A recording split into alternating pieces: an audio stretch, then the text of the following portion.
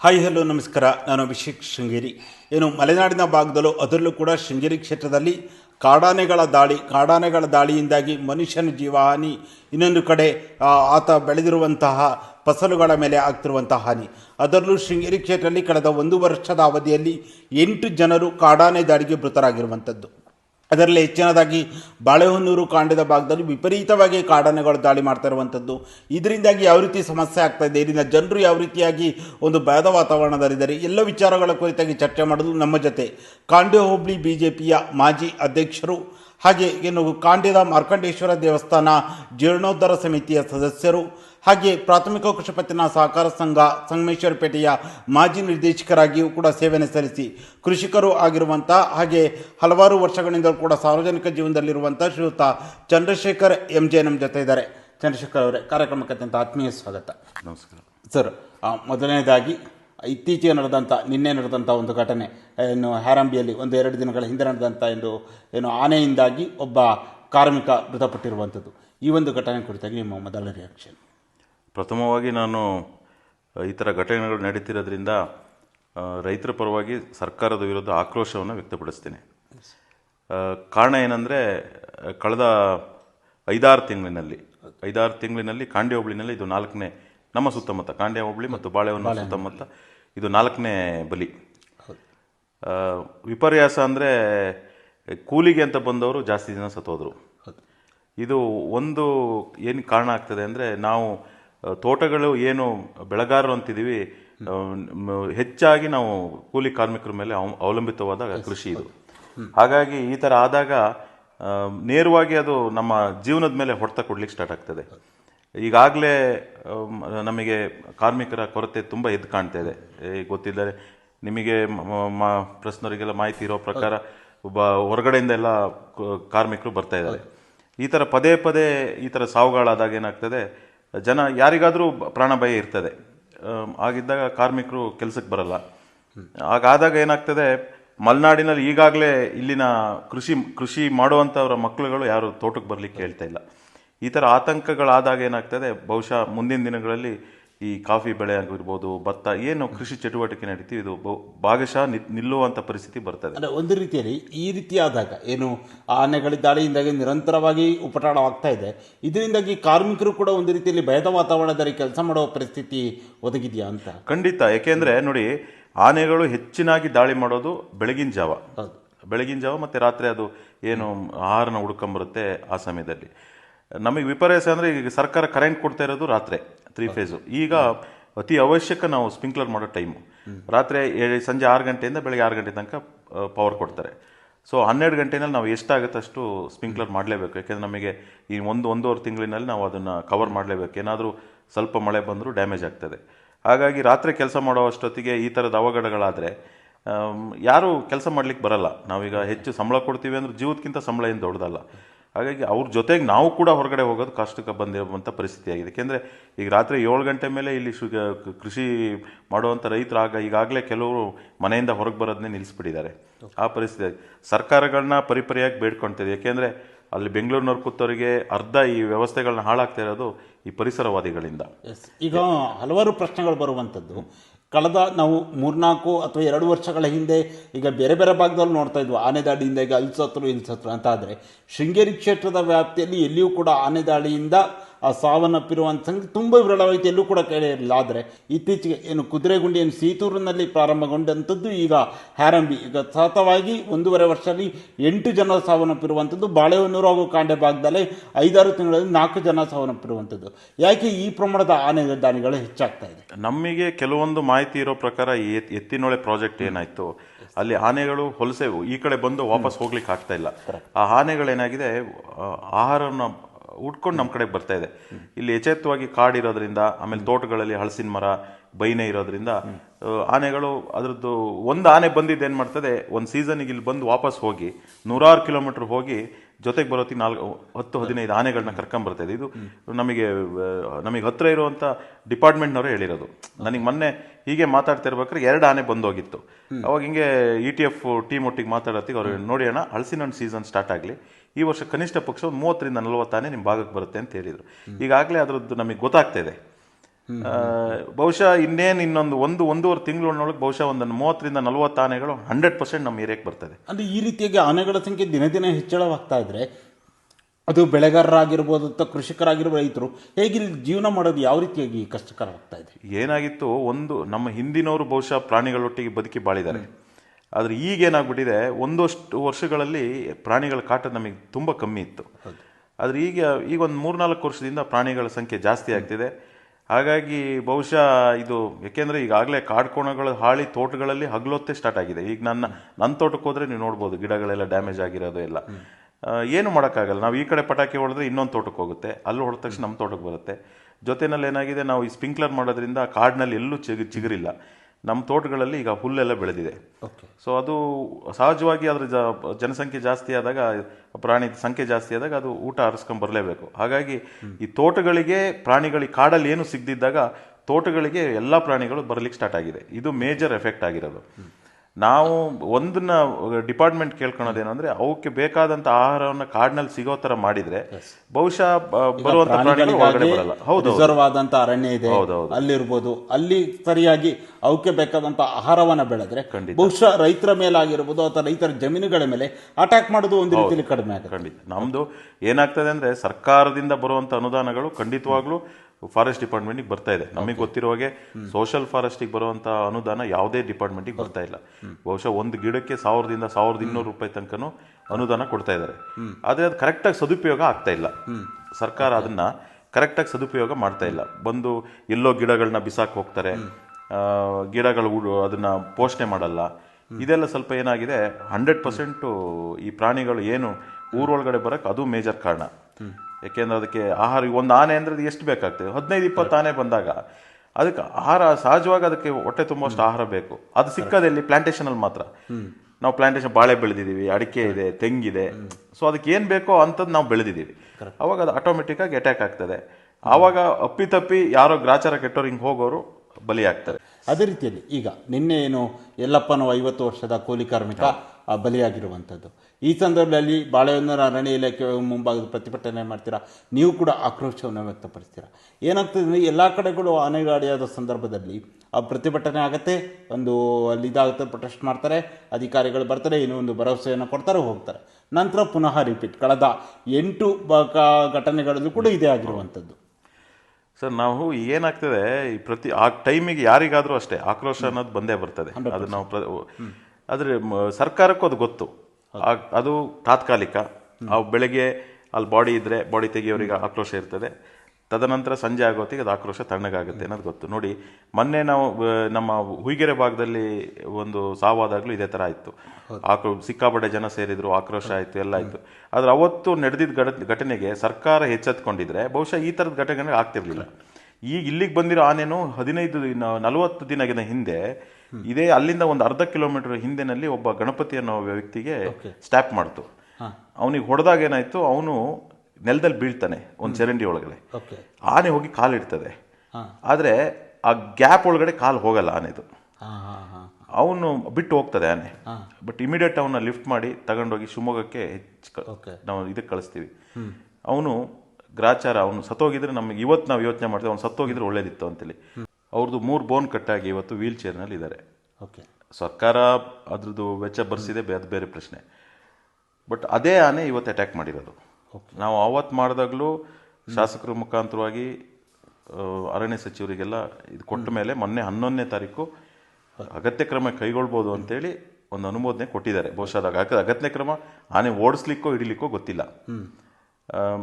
ನಿನ್ನೆ ದಿನ ಶಾಸಕರ ಹತ್ರ ಮಾತಾಡಿದಾಗ ನಾನು ಇವತ್ತು ಮುಖ್ಯಮಂತ್ರಿಗಳನ್ನ ಸಂಜೆ ಭೇಟಿ ಮಾಡಿ ನಾಳೆ ಒಳಗಡೆ ಅದನ್ನು ಸ್ಥಳಾಂತರ ಮಾಡಲಿಕ್ಕೆ ಏನು ವ್ಯವಸ್ಥೆ ಬೇಕು ಅದ್ರ ಬಗ್ಗೆ ನಾವು ಚಿಂತನೆ ಮಾಡ್ತೀವಿ ಅಂತ ಹೇಳಿದ್ದಾರೆ. ಆದರೆ ನಾವು ಹೇಳೋದು, ಇದು ಪದೇ ಪದೇ ಮರುಕಳಿಸಿದಾಗ ನೇರವಾಗಿ ಒಂದು ಕಾಡು ಪ್ರಾಣಿಗಳನ್ನ ತೀರಾ ನಾವು ಕಾನೂನನ್ನ ಮೀರಿ ಹೋಗಿ ಏನು ಮಾಡ್ಲಿಕ್ಕಾಗಲ್ಲ. ಕಾನೂನು ರೀತಿಯಲ್ಲಿ ಹೋಗ್ಬೇಕಾಗ್ತದೆ. ಕಾನೂನು ರಚನೆ ಮಾಡಿರೋದು ಮನುಷ್ಯರಿಗಾಗಿ, ಪ್ರಾಣಿಗಳಿಗಾಗಲ್ಲ. ಅವಾಗ ಆ ಕಾನೂನುಗಳೇ ಮನುಷ್ಯನಿಗೆ ಹೌದೌದು, ಮನುಷ್ಯನ ಜೀವಕ್ಕೆ 100% ಅದಾಗ್ತಾ ಇದೆ. ನಾವು ಹೇಳೋದು, ಈ ಥರ ಆದಾಗ ಸರ್ಕಾರಗಳು ಎಚ್ಚೆತ್ಕೊಂಡು ಜನಗಳ ಪರವಾಗಿ ನಿಂತರೆ ಅದು ಮುಂದೆ ಎಲ್ಲರಿಗೂ ಒಳ್ಳೇದಾಗ್ತದೆ. ಇಲ್ಲಾಂದರೆ ಒಂದು ಕ್ಷಣಕ್ಕೆ ಏನಾಗ್ತದೆ, ಮನುಷ್ಯ ತಡೆಯೋಷ್ಟು ತಡಿಬೋದು, ಕಡೆ ಮೂಮೆಂಟ್ನಲ್ಲಿ ಎಲ್ಲಾದರೂ ಅದು ಸ್ಫೋಟಗೊಂಡ್ರೆ ಬೇರೆ ರೀತಿಗೆ ಹೋಗ್ಬೋದು. ಈಗ ಬಾಳೆಹೊನ್ನೂರಲ್ಲಿ ಆದಂತ ಒಂದು ಅಲ್ಲ, ಆ ಥರ ಅಲ್ಲ ನಾನು ಹೇಳೋದು. ಈ ಪ್ರಾಣಿಗಳ ಮೇಲೆ ಅಟ್ಯಾಕ್ ಮಾಡ್ಬೋದು ಮನುಷ್ಯ, ತಡೆಯೋಷ್ಟು ತಡಿತಾನೆ, ಆಮೇಲೆ ಆಗಲ್ಲ. ಈಗ ಒಂದು ಆನೆ ಒಂದು ಊರಲ್ಲಿ ಎಲ್ಲರಿಗೂ ಅಟ್ಯಾಕ್ ಮಾಡ್ತಿದೆ ಅಂದಾಗ ಯಾರೋ ಒಬ್ಬ ಆನೆ ಮೇಲೆ ಅಟ್ಯಾಕ್ ಮಾಡೋದು. ಸೊ ಅವ್ನು ಸಾಯೋದ್ಕಿಂತ ಅವ್ನು ಜೈಲಿಗೆ ಹೋಗೋದು ಒಳ್ಳೇದು. ಕಾನೂನಲ್ಲಿ ನೀನು ಗಲ್ಲಿಗೆ ಹಾರಿಸಲ್ಲ, ಜೈಲಿಗೆ ಹಾಕ್ತಾರೆ. ಆ ಥರ ಏನಾಗ್ತದೆ, ಈ ನಕ್ಸಲಿಸಮು ಈ ಥರದ್ದು ಬೇರೆ ಬೇರೆ ಚಟುವಟಿಕೆಗಳು ಶುರು ಆಗ್ತದೆ. ನಾವು ಈ ಸಂದರ್ಭದಲ್ಲಿ ಹೇಳೋದೇನೆಂದರೆ, ಸರ್ಕಾರಗಳು ಇದ್ರ ಬಗ್ಗೆ ಗಂಭೀರವಾದ ಚಿಂತನೆ ತಗೊಳ್ಳಿಲ್ಲ ಅಂದರೆ ಇವತ್ತು 2 ವರ್ಷ 3 ವರ್ಷದಲ್ಲಿ ಈ ರೀತಿಯ ಅತಿರೇಕಕ್ಕೆ ಪ್ರಾಣಿಗಳ ಹಾವಳಿ ಶುರುವಾಗಿರೋದ್ರಿಂದ ಇನ್ನೊಂದು 3-4 ವರ್ಷದಲ್ಲಿ ಬಹುಶಃ ಮಲೆನಾಡಿನಲ್ಲಿ ಇರೋದೇ ಕಷ್ಟಕ್ಕೆ ಬಂದ್ಬಿಡ್ತದೆ.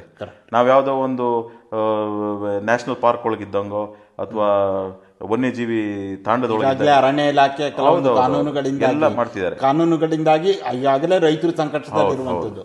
ಅರಣ್ಯ ಇಲಾಖೆ ಕಾನೂನುಗಳು ಒಂದೆಡೆ ಆದ್ರೆ ಕಾಡು ಪ್ರಾಣಿಗಳ ಹಾವಳಿ ಇನ್ನೊಂದು. ಯಾಕೆಂದ್ರೆ ಪರಿಸರ ಕೊಡುವಂತ ಹಾನಿನ ನಾವು ತಡ್ಕೊಬಹುದು, ಪರಿಸರದಿಂದ ಆಗುವಂಥ ಹಾನಿಗಳನ್ನ ತಡ್ಕೊಬೋದು. ಬಟ್ ಈ ಕಾಡು ಪ್ರಾಣಿಗಳಿಂದ ಆಗುವಂಥ ಹಾನಿಗಳನ್ನ ತಡಿಲಿಕ್ಕೆ ತುಂಬ ಕಷ್ಟ. ಯಾಕೆಂದರೆ ಪರಿಸರದಿಂದ ಆದರೆ ಏನೋ ಒಂದು ವರ್ಷದಲ್ಲಿ ಒಂದು ಬೆಳೆ ಕಮ್ಮಿ ಆಗ್ಬೋದು, ಮತ್ತೇನೋ ಒಂದು ರಿಕವರಿ ಆಗ್ತದೆ. ಬಟ್ ಈ ಪ್ರಾಣಿಗಳು ಈ ಥರ ಬೆಳೆಗಳನ್ನ ನಾಶ ಮಾಡೋದು, ಈಗ ಒಂದು ಅಡಿಕೆ ಮರ 10-12 ವರ್ಷ ಬೆಳೆದಿರ್ತೀವಿ, ತೆಂಗಿನ ಮರ ಬೆಳೆದಿರ್ತೀವಿ, ಅದು ಆನೆ ಬಂದು ಒಂದ್ಸಲ ಡ್ಯಾಮೇಜ್ ಮಾಡೋದ್ರೆ ಮತ್ತೆ ನಾವು 10-15 ವರ್ಷ ಹಿಂದಕ್ಕೆ ಹೋಗಿ ಆಯಿತು.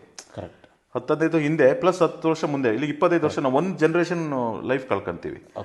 ಜೊತೆಯಲ್ಲಿ ಜೀವಗಳಿಗೂ ಗ್ಯಾರಂಟಿ ಇಲ್ಲ, ಜೀವಗಳಿಗೂ. ಹೌದು. ಹಾಗಾಗಿ ಜನಪ್ರತಿನಿಧಿಗಳು ಮತ್ತು ರಾಜಕಾರಣ ಮಾಡುವಂಥ ವ್ಯಕ್ತಿಗಳು, ನಾನು ಬರೀ ಜನಪ್ರತಿನಿಧಿಗಳು ಅಂತ ಹೇಳೋದು, ಸಾರ್ವಜನಿಕ ಕ್ಷೇತ್ರದಲ್ಲಿರುವಂಥ ಒಂದಷ್ಟು ಜವಾಬ್ದಾರಿ ಇರುವಂಥ ವ್ಯಕ್ತಿಗಳು, ಅದು ಯಾರೇ ಆಗಿರ್ಬೋದು, ಯಾವುದೇ ಪಕ್ಷ ಆಗಿರ್ಬೋದು, ಇದರಲ್ಲಿ ಎಲ್ಲರೂ ಕೂಡ ಒಗ್ಗಟ್ಟಿನಿಂದ ಹೋರಾಟ ಮಾಡಬೇಕು. ಯಾಕೆಂದರೆ ನಾನು ಆಡಳಿತ ಪಕ್ಷದ ಶಾಸಕ ಅಥವಾ ನಾನು ವಿರೋಧ ಪಕ್ಷದ ನಾಯಕ ಈ ಥರ ಅನ್ಕೊಂಡು ಕೂತ್ಬಿಟ್ರೆ ಅವ್ರವ್ರ ಬೇಳೆಕಾಳನ್ನ ಅವ್ರು ಬೇಯಿಸ್ಕೊಂಡು ಬದುಕಿನ ಪ್ರಶ್ನೆ ಬಂದಾಗ, ಯಾಕೆಂದ್ರೆ ಎಲ್ಲರೂ ಬೇಕಾಗ್ತದೆ.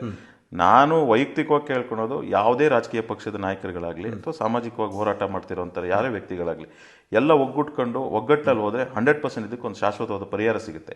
ಇದೇನಾಗ್ತದೆ, ಈ ಪ್ರತಿಭಟನೆಗಳು ಅಂದಾಗ ಅಲ್ಲಿ ಪಕ್ಷಗಳ ಐಡೆಂಟಿಟಿ ತೋರಿಸ್ಬೇಕು ಅಂತೇಳಿ ಒಂದಷ್ಟು ಅದು ರಾಜಕಾರಣ ಮಾಡೋ ಅಂಥವ್ರು ಮಾತ್ರ. ಈಗ ಬದುಕಿನ ಪ್ರಶ್ನೆ ಅಂತ ಬಂದಾಗ ನಾವೆಲ್ಲ ಒಟ್ಟಿಗೆ ನಿಲ್ತೀವಿ, ರಾಜಕಾರಣ ಮಾಡಬೇಕು ಅಂತ ಬಂದಾಗ ಅವ್ರವ್ರ ಬೇಳೆಕಾಳನ್ನ ಬೇಯಿಸ್ಕೊಳಕ್ ಬರ್ತಾರೆ. ಇದು ನಮ್ಮ ಹೋರಾಟಗಳಲ್ಲಿ ನಮಗೆ ಹಿನ್ನಡೆ ಆಗ್ತಿರೋದು ಇಲ್ಲಿ.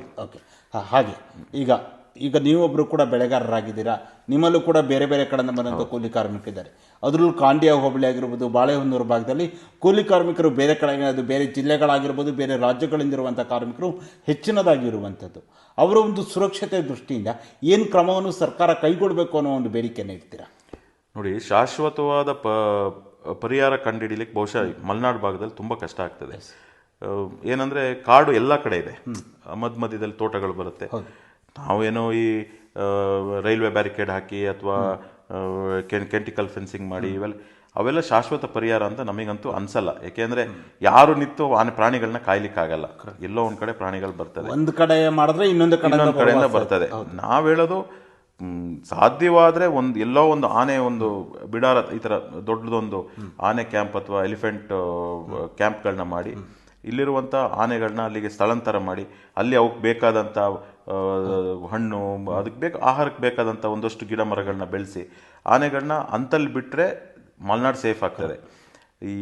ನಾವೆಲ್ಲ ನೋಡಿದ್ದೀವಿ. ಈಗ ನೀವು ಬೇಲಿ ಹಾಕಿದ ತಕ್ಷಣ ಈಗೆಲ್ಲ ಸೋಲಾರ್ ಫೆನ್ಸಿಂಗ್ ಮಾಡಿದಾಗ ಸ್ಟಾರ್ಟಿಂಗಲ್ಲಿ ಅದೆಲ್ಲ ವರ್ಕೌಟ್ ಆಗ್ತಾ ಇತ್ತು. ಈಗ ಆನೆಗಳು ಬುದ್ಧಿವಂತು, ಒಣಗಿದ ಮರ ಅದ್ರ ಮೇಲೆ ಬಿಡುತ್ತೆ, ದಾಟಿ ಬರುತ್ತೆ.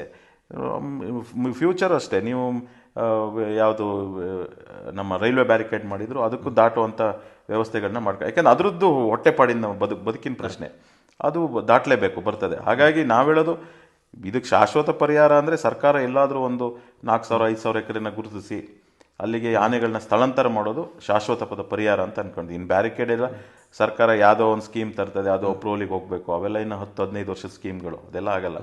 ಬಟ್ ಸ್ಥಳಾಂತರ ಮಾಡೋದೇ ಒಂದು ತಾತ್ಕಾಲಿಕವಾಗಿ ಅಂತಲ್ಲ, ಶಾಶ್ವತವಾದ ಪರಿಹಾರ ಅಂದರೆ ಆನೆಗಳನ್ನ ಸ್ಥಳಾಂತರ ಮಾಡೋದೇ ಇದು ಆಗ್ತದೆ. ಅದೇ ರೀತಿಯಲ್ಲಿ ಈಗ ಆನೆ ದಾಳಿ ಆಗಿರ್ಬೋದು, ಕಾಡು ಪ್ರಾಣಿಗಳಿಂದ ದಾಳಿಯಾದ ಸಂದರ್ಭದಲ್ಲಿ 20 ಲಕ್ಷ ರುಗಳ ಪರಿಹಾರವನ್ನು ಕೂಡ ಇಡ್ತಿರುವಂಥದ್ದು. 20 ಲಕ್ಷ ಅನ್ನುವಂಥದ್ದು ಈಗಿನ ಒಂದು ಬದುಕಿನ ಜೀವನ ಶೈಲಿಗೆ ಅಥವಾ ಈಗಿನ ಒಂದಿರುವಂಥ ಖರ್ಚು ವೆಚ್ಚಗಳು ಇದು ಯಾವ ಇದಕ್ಕೂ ಕೂಡ ಸಾಧ್ಯವಾಗ್ತಾ ಇಲ್ಲ. ಬೇಡಿಕೆ ಕೂಡ ಹೆಚ್ಚಾಗ್ತಾ ಇದೆ. ಅಂದರೆ ಕಾಡು ಪ್ರಾಣಿಗಳ ಹಾನಿಯ ಸಂದರ್ಭದಲ್ಲಿ ಅದನ್ನು ಕೊಡ್ತಿರುವಂಥ ಪರಿಹಾರದ ಮೊತ್ತ ಕೂಡ ಹೆಚ್ಚಾಗಬೇಕು ಅನ್ನೋ ಮಾತಿದೆ. ಒಬ್ಬರು ಬೆಳೆಗಾರರಾಗಿ ಸರ್ಕಾರಕ್ಕೆ ಏನು ಒತ್ತಾಯವನ್ನು ಮಾಡ್ತೀರಾ? ಸರ್, ನಾನು ಒಬ್ಬ ಮನುಷ್ಯನ ಜೀವದ ಬೆಲೆನ ಯಾರು ಕೂಡ ಇದು ಮಾಡ್ಲಿಕ್ಕೆ ಆಗಲ್ಲ. ಯಾಕೆಂದರೆ ಇವತ್ತೊಂದು ಒಂದು ಸಣ್ಣ ಕಾಯಿಲೆ, ಒಂದು ಸಾಧಾರಣ ಮನುಷ್ಯನ ಜೀವನ ಬದುಕಿನ ಹೋರಾಟದ ಒಂದು ಕಾಯಿಲೆ ಅಂತ ಹೋದ್ರು 20-25 ಲಕ್ಷ ಖರ್ಚಾಗ್ತದೆ. ಇವತ್ತು ಆ ಥರ ಮನುಷ್ಯನ ಒಂದು ಜೀವ ಉಳಿಸ್ಲಿಕ್ಕೆ ಆ ಲೆವೆಲಿಗೆ ಹೋಗಿದ್ದೀವಿ. ನಾನು ಹೇಳೋದು, ಭೂಮಿ ಮೇಲೆ ಹುಟ್ಟಿದಂಥ ಮನುಷ್ಯನಿಗೆ ಅವನದೇ ಆದ ಬೆಲೆ ಇದೆ. ಹಾಗಾಗಿ ಸತ್ತವರಿಗೆಲ್ಲ 20 ಲಕ್ಷ ಕೊಟ್ಟು, ನಾನು ಸರ್ಕಾರ 20 ಲಕ್ಷ ಕೊಟ್ಟಿದೆ, ಅವ್ನ ಬದುಕು ಅವ್ನು ಸರಿ ಮಾಡ್ತೀವಿ ಅನ್ನೋದು ಅದು ಮುಟ್ಟಾಳ್ತನದ. ಇದು ತಾತ್ಕಾಲಿಕವಾಗಿ ಏನೋ ಕೊಟ್ಟಿದ್ದೀವಿ. ಕೊಡೋದಾದ್ರೆ ಒಬ್ಬ ಮನುಷ್ಯ ಬದುಕಬಾರ್ದು, 1 ಕೋಟಿ ರೂಪಾಯಿ ಕೊಡ್ಬೇಕು ಸರ್. ಅವನು ರೈತ ಆಗಲಿ, ಕೂಲಿ ಕಾರ್ಮಿಕ ಆಗಲಿ, ಅವನಿಗೆ 1 ಕೋಟಿ ರೂಪಾಯಿ ಸರ್ಕಾರ ಫಿಕ್ಸ್ ಮಾಡಲಿ. ಅವಾಗ ನಿಮಗೆ ಅತಿ ಹೆಚ್ಚು ದುಡ್ಡು ಕೊಡಬೇಕು ಅಂದಾಗ ಅವರಿಗೂ ಎಲ್ಲೋ ಒಂದು ಕಡೆ ಅನ್ಸುತ್ತೆ ಸರ್ಕಾರಕ್ಕೆ ಲಾಸ್ ಆಗುತ್ತೆ ಅಂತ. ಅವಾಗ ಅಟ್ಲೀಸ್ಟ್ ಎಚ್ಚೆತ್ಕೊಳ್ತಾರೆ. ಈಗ 20 ಲಕ್ಷ ಅನ್ನೋದು ಅವ್ರಿಗೇನು ಲೆಕ್ಕಕ್ಕೆ ಬರಲ್ಲ. ಈಗ ನೋಡಿ, ಬೇರೆ ಒಂದು ರೋಡಿಗೆ ಗುಂಡಿ ಮುಚ್ಚೋದಕ್ಕೆ ಇವರು ಸರ್ಕಾರದಲ್ಲಿ ದುಡ್ಡಿಲ್ಲ. ಇವತ್ತು ನಾವು ನೋಡ್ತಾ ಇದ್ದೀವಿ, ಕೆಲವು ಗುಂಡಿಗಳನ್ನ ಇವತ್ತವರೆಗೂ ಮುಚ್ಚಿಲ್ಲ, ಅದಕ್ಕೆ ದುಡ್ಡಿಲ್ಲ. ಆದ್ರೆ ಒಬ್ಬ ಮನುಷ್ಯ ಸತ್ತ ಅಂದ್ರೆ ನಿಮಗೆ 2 ಅವರ್ಸ್ ಒಳಗೆ 20 ಲಕ್ಷ ಚೆಕ್ ಬರ್ಕೊಡ್ತಾರೆ. ಹಂಗಾದ್ರೆ ಮನುಷ್ಯನಿಗೆ ಜೀವಕ್ಕೆ ಬೆಲೆ ಕಟ್ಟಾಗಿದೆ ಗೌರ್ಮೆಂಟು, ಅದು ಯಾವುದೇ ಗೌರ್ಮೆಂಟ್ ಆಗ್ಬೋದು. ಆದ್ರಿಂದ ನಾನು ಹೇಳೋದು, ಪರಿಹಾರ ಅನ್ನೋದು ಶಾಶ್ವತ ಅಲ್ಲ. ಸರ್ಕಾರ ಕೊಡಬೇಕು. ಒಬ್ಬ ಮನುಷ್ಯ ಸತ್ತಾಗ ಅತಿ ಹೆಚ್ಚು ಇದನ್ನು ಕೊಡಬೇಕು ಅಂತ ಆದಾಗ ಆಟೋಮೆಟಿಕ್ ಅದನ್ನು ಕಂಟ್ರೋಲ್ ಮಾಡ್ಲಿಕ್ಕೆ ಹೋಗ್ತಾರೆ. ಈಗ ಅವ್ರಿಗೇನೀಗ ಒಬ್ಬನಿಗೆ 1 ಕೋಟಿ ಕೊಡಬೇಕು ಅಂದ್ರೆ 5 ಜನ ಸಾಯೋದಕ್ಕೆ 20 ಲಕ್ಷ ಕೊಡ್ಬೋದು. ಇವ್ರು 5 ಜನಕ್ಕೆ ಅಂತ ಲೆಕ್ಕ ಆಗುತ್ತೆ. ಸೊ ಅಟ್ಲೀಸ್ಟ್ 1 ಕೋಟಿ ಕೊಡ್ತೀವಿ ಅಂತ ಆದಾಗ ಅದು ಸರ್ಕಾರಕ್ಕೆ ಅದು ದೊಡ್ಡ ಮೊತ್ತ ಅನ್ಸಿದಾಗ ಅದಕ್ಕೆ ಬೇಕಾದಂತ ಒಂದು ವ್ಯವಸ್ಥೆಗಳನ್ನ ಬಗೆಹರಿಸಲಿಕ್ಕೆ ಅವ್ರು ಚಿಂತನೆ ಮಾಡ್ತಾರೆ. ಈಗ ಏನಾಗಿದೆ, ಪ್ರಾಣಿಗಳ ಏನು ಸಮಸ್ಯೆ ಏನಿದೆ ಅದಕ್ಕೊಂದು ಆಗ ಹೌದು, ಖಂಡಿತವಾಗಿ. ಯಾಕೆಂದ್ರೆ ಆ ದುಡ್ಡನ್ನ ಇಲ್ಲಿ ಮಕ್ಕದನ್ನ ಇನ್ನೊಂದ್ ಕಡೆ ಇನ್ವೆಸ್ಟ್ ಮಾಡೋಣ ಅನ್ನೋದ್ ಬಗ್ಗೆ ಯೋಚನೆ ಆಗ್ತದೆ. ಅದ್ರ ಜೊತೆನಲ್ಲಿ ಏನಾಗ್ತದೆ, ನಮ್ಮ ಮಲೆನಾಡು ಭಾಗದಲ್ಲಿ ಈ ಶಾಸಕರುಗಳ ಸಂಖ್ಯೆ ಕಮ್ಮಿ. ನಮಗೆ ಮಲೆನಾಡಿಗರಿಗೆ ಅದೇ ಒಂದು ಎಲ್ಲದರಲ್ಲೂ ಅಭಿವೃದ್ಧಿಯಿಂದ ಇರ್ಬೋದು ಅಥವಾ ಈ ಥರದ ಸಮಸ್ಯೆಗಳಾದಾಗ ಅಥವಾ ಒತ್ತುವರಿ ಸಮಸ್ಯೆ ಏನು ಬಂದರೂ ನಾವು ಮಲೆನಾಡಿಗರು ಹಿಂದೆ ಉಳಿಯೋದು ಇದೊಂದೇ ಕಾರಣಕ್ಕಾಗಿ. ನಮ್ಮಲ್ಲಿ ಹೋಗಿ ಒಂದು 10-12 ಜನ ನಿಂತು ವಿಧಾನಸೌಧದಲ್ಲಿ ಕೂಗಿದ್ರೆ ಅದು ಬಹುಶಃ ಅವರಿಗೆಲ್ಲ ಮುಟ್ಟೋದಿಲ್ಲ. ಆಮೇಲೆ ಬರುವಂಥ ಮುಖ್ಯಮಂತ್ರಿಗಳೆಲ್ಲರೂ ಕೂಡ ಮಲೆನಾಡು ಭಾಗದವರೇನಲ್ಲ. ಸೊ ಅವ್ರಿಗೆ ಇಲ್ಲಿ ಸಮಸ್ಯೆ ಅಂತ ಏನು ಅವ್ರಿಗೆ ಅನ್ಸೋದೇ ಇಲ್ಲ. ಅಂದ್ರೆ ಮಲೆನಾಡಿನ ಭಾಗದ ಸಮಸ್ಯೆಗಳ ಹೇಳುವ ನಿಟ್ಟಿನಲ್ಲಿ ಒಂದು ಗಟ್ಟಿ ಧ್ವನಿ ಇಲ್ಲದೆ ಇರುವಂತದ್ದು ಈ ಒಂದು ಸಮಸ್ಯೆಗಳಿಗೆ ಖಂಡಿತವಾಗ್ಲು. ಅದು ಈಗಲ್ಲ, ನೀವು ಹಿಂದೆಯಿಂದ ನೋಡ್ಕೊಂಬಂದು ಮಲೆನಾಡು ಭಾಗದಲ್ಲಿ ಅದು ಸಮಸ್ಯೆ ಇದ್ದಿದ್ದೆ. ನಮ್ಮ ರೈತರ ಜೊತೆಗೆ ನಿಲ್ಲುವಂತ ರಾಜಕಾರಣಿಗಳು ತುಂಬಾ ಕಮ್ಮಿ. ನಿಮಗೆ ಅದು ಮಲೆನಾಡು ಅಂತ ಬಂದಾಗ ನಮಗೆ ಇಲ್ಲಿ ಏನಾಗ್ತದೆ, ಚಿಕ್ಕಮಂಗ್ಳೂರು ಅರ್ಧ ಸೇರ್ತದೆ, ಶೃಂಗೇರಿ, ಕೊಪ್ಪ, ಎನ್.ಆರ್. ಪುರಕ್ಕೆ ಪೂರ್ತಿ ಒಬ್ಬರೇ ಇರೋದು, ಮೂಡಿಗೆರೆ ಒಂದು 3 ಬರ್ತದೆ, ಶಿವಮೊಗ್ಗದಲ್ಲೂ 3-4 ಜನ ಸಿಗ್ತಾರೆ, ಇಷ್ಟೇ 6-7 ಜನ MLA-ಗಳು. ಸೊ ಅವ್ರ ಕೂಗ್ಗಳು ಎಲ್ಲೂ ಕೇಳದೇ ಇಲ್ಲ. ಅದೇ ನೀವು ಬಯಲುಸೀಮೆಯಲ್ಲಿ ಎಲ್ಲರೂ ಕೂಡ ನಿಮಗೆ ಬಯಲುಸೀಮೆಯಲ್ಲಿ ಏನಾಗ್ತದೆ ಅಂದ್ರೆ, ಬಯಲುಸೀಮೆ ಅಂತ ತಕ್ಷಣ ಆಟೋಮೆಟಿಕ್ ಒಂದು 100-125 ಜನ MLA-ಗಳು ಸಿಕ್ಬಿಡ್ತಾರೆ. ಆಮೇಲೆ ಬಯಲುಸೀಮೆಗಳಲ್ಲಿ ಈ ತರದೊಂದು ಸಮಸ್ಯೆ ಆದ್ರೆ ಜನಗಳನ್ನು ಒಟ್ಟಾಗ್ತಾರೆ. ಅಷ್ಟೇ ಅಲ್ಲ, ಕರಾವಳಿ ಭಾಗದಲ್ಲಿ ಇರುವ ಶಾಸಕರುಗಳು ಕಡಿಮೆ ಆದ್ರೂ ಕೂಡ ಅವ್ರದ್ದು ಹೋರಾಟ ಒಟ್ಟಾಗಿ ಅವರಿಗೆ ಜನ ಬೆಂಬಲನೂ ಸಿಗ್ತದೆ. ನಮ್ಮಲ್ಲಿ ಮಲೆನಾಡಲ್ಲಿ ಸಮಸ್ಯೆ ಇದು, ನಾವುಗಳು ಒಟ್ಟಾಗಲ್ಲ. ಆಮೇಲೆ ಜನರು ಒಟ್ಟಾಗಲ್ಲ. ಇದು ಮೇಜರ್ ಸಮಸ್ಯೆ. ಜನರನ್ನು ಪ್ರತಿನಿಧಿಸುವಂತಹ ಚುನಾಯಿತ ಜನಪ್ರತಿನಿಧಿಗಳು ಕೂಡ ಒಟ್ಟಾಗ. ಹೌದು, ಇದು ಮೇಜರ್ ಸಮಸ್ಯೆಗೆ ಬಂದಿರೋದು. ಹಾಗೆ ಬೇರೆ ನಾವು ಆನೆಯನ್ನು ಹೊರತುಪಡಿಸಿ ಮಾತಾಡೋದಾದ್ರೆ, ನೀವೀಗ ಆನೆಯದು ಕಾಡು ಪ್ರಾಣಿಗಳ ವಿಚಾರನ ಹೊರತುಪಡಿಸಿ ಮಾತಾಡೋದಾದ್ರೆ, ನೀವೀಗ ಮಾರ್ಕಂಡೇಶ್ವರ ದೇವಸ್ಥಾನ ಇದರ ಏನು ಜೀರ್ಣೋದ್ಧಾರ ಸಮಿತಿಯಲ್ಲಿ ಅಭಿವೃದ್ಧಿ ಮಾಡುವಂತ ಜವಾಬ್ದಾರಿನ ಅಧ್ಯಕ್ಷರು ನನಗೆ. ಯಾವ ರೀತಿಯಾಗಿ ನಿಮ್ಮ ಒಂದು ಕೆಲಸ ಕಾರ್ಯಗಳು ನಡೀತದೆ? ಬಹುಶಃ ಈಗ ಒಂದು 15 ವರ್ಷದ ಹಿಂದೆ ಇದ್ದಂತ ಮಾರ್ಕಂಡೇಶ್ವರ ದೇವಸ್ಥಾನ ಇವತ್ತು ರಾಜ್ಯದಲ್ಲಿ ತಿರುಗಿ ನೋಡುವಂತ ಒಂದು ಇದಕ್ಕೆ ಬಂದಿದೆ. ಅದಕ್ಕೆ ನಮ್ಮ ಅಧ್ಯಕ್ಷರು ಮಾಜಿ MLC SV ಮಂಜುನಾಥ್ ಅವರೇ ಕಾರಣ. ಅವರ ಮುಂದಾಳತ್ವದಲ್ಲಿ ಕಾರ್ಯಗಳು ನಡೀತಾ ಇದೆ. ಆ ಕ್ಷೇತ್ರದಲ್ಲಿ ಇದ್ದಂಥ ದುರ್ಗಾ ಪರಮೇಶ್ವರಿ ಅಮ್ಮನವರ ದೇವಸ್ಥಾನ, ಮುತ್ತಿ ದುರ್ಗಾ ಪರಮೇಶ್ವರಿ ಅಮ್ಮ ದೇವಸ್ಥಾನ ಫಸ್ಟ್ ಜೀರ್ಣೋದ್ಧಾರ ಮಾಡಿದ್ದು. ತದನಂತರ ಗಣಪತಿ, ಆಂಜನೇಯ, ಆಮೇಲೆ ಯೋಗ ನರಸಿಂಹ, ಆಮೇಲೆ ನಮ್ಮ ಇದು ಯಾವುದು ಜನಾರ್ದನ ಸ್ವಾಮಿ, ಆಮೇಲೆ ಹೊಳೆಗಿಳಿಯೋ ಮೆಟ್ಲು, ಆಮೇಲೆ ಬೆಳ್ಳಿದು 1 ಕೋಟಿ ರೂಪಾಯಿ ಖರ್ಚು ಮಾಡಿ ಮಹಾದ್ವಾರ ಮಾಡಿದ್ವಿ ಒಳಗಡೆ ಗೋಡೆಗೆ. ಈಗ ಮಾರ್ಕಂಡೇಶ್ವರಂಗೆ ಕಂಚಿನ ಪ್ರತಿಮೆ, ಇದು ಗೋಪುರ, ಮೂಲ ಗೋಪುರಕ್ಕೆ ಕಂಚಿನ ಇದು ಮಾಡ್ತಿದೆ. ಬಹುಶಃ ಇಲ್ಲಿಗೆ ಒಂದು 20 ಕೋಟಿ ರೂಪಾಯಿ ಕೆಲಸಗಳನ್ನ, ಅದು ವಿಶೇಷವಾಗಿ ಸರ್ಕಾರದ ಅನುದಾನ ಇಲ್ಲದಲೇ ಬರೀ ಭಕ್ತಾದಿಗಳಿಂದ ತಗೊಂಡು ಅಭಿವೃದ್ಧಿ ಪಡಿಸಿದೀವಿ. ಇನ್ನೊಂದು ಅಲ್ಪ ಸ್ವಲ್ಪ ಮೇಜರ್ ಕೆಲಸಗಳು ಉಳಿದಿದೆ. ಇನ್ನೊಂದು 2 ವರ್ಷದಲ್ಲಿ ಮಾರ್ಕಂಡೇಶ್ವರ ದೇವಸ್ಥಾನ ಭಕ್ತರಿಗೆ ಬಂದು ಹೋಗೋರಿಗೆ ಅದ್ಭುತವಾದ ಸ್ಥಳ ಅನ್ನೋ ಒಂದು ಇದಕ್ಕೆ ಬಂದು ನಿಲ್ಲುವಂತ ನಿಟ್ಟಿನಲ್ಲಿ ನಮ್ಮ ಅಧ್ಯಕ್ಷರು ಮಾಡ್ಕೊಂಡು ಹೋಗ್ತಾರೆ. ನಾವೆಲ್ಲ ಗ್ರಾಮಸ್ಥರವ್ರ ಒಟ್ಟಿಗೆ ನಿಂತು ಅದೊಂದು ಕಾರ್ಯನ ಚೆನ್ನಾಗಿ ಮಾಡ್ಕೊಂಡು ಹೋಗ್ತೀವಿ ಸರ್.